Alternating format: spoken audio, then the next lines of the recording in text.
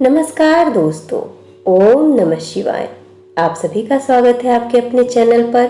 दोस्तों, आज के वीडियो में हम पीपल पथवारी की कहानी सुनेंगे। ऐसा माना जाता है कि किसी भी व्रत या त्योहार में, किसी भी पूजा या पाठ में पीपल पथवारी की कहानी सुनना शुभ होता है। भगवान विष्णु की असीम कृपा हमें प्राप्त होती है और हमारा घर सुख शांति से भर जाता है। तो हमारे साथ बोलिए, ओम गणपतये नमः।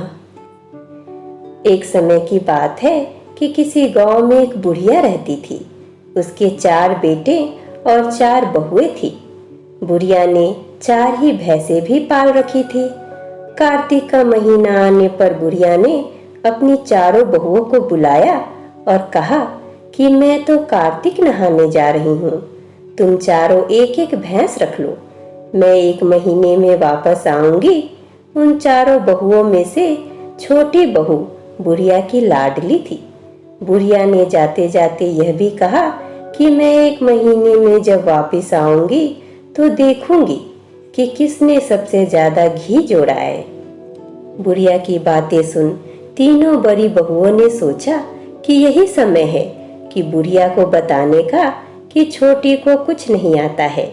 वह दही बिलौना नहीं जानती थी और ना ही उसे पता था कि घी कैसे बनता है।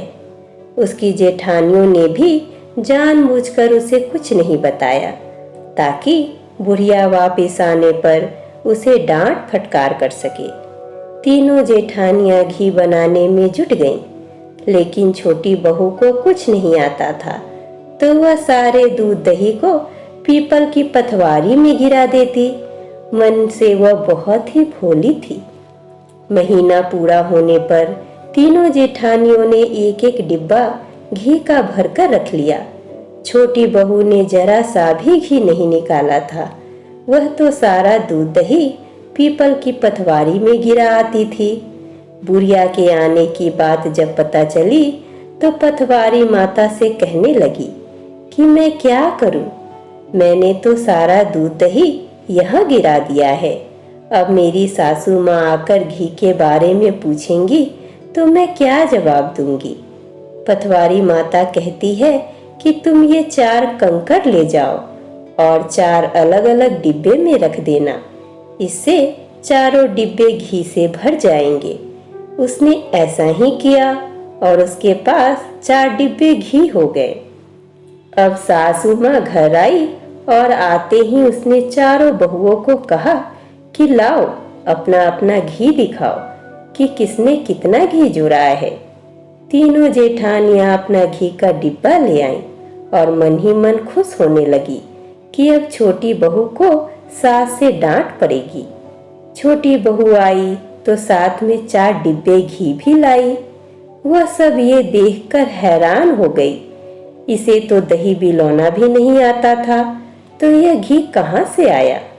वह कहने लगी कि जरूर इसने पति से कहकर यह घी खरीद कर मंगवाया है। इस पर छोटी बहू ने कहा कि मुझे तो कुछ नहीं आता था और ना ही मुझे किसी ने बताया कि किस तरह से दही बिलोकर घी बनाया जाता है।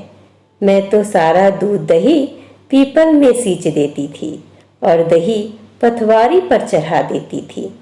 यह तो पथवारी माता की कृपा का प्रभाव है। छोटी बहू की सारी बातें सुनकर सारी बहुओं ने कहा कि अगर पथवारी माता को सींचने से इतना अधिक पुण्य मिलता है तब तो हम भी अगले साल से सींचेंगे और कार्तिक भी नहाएंगे।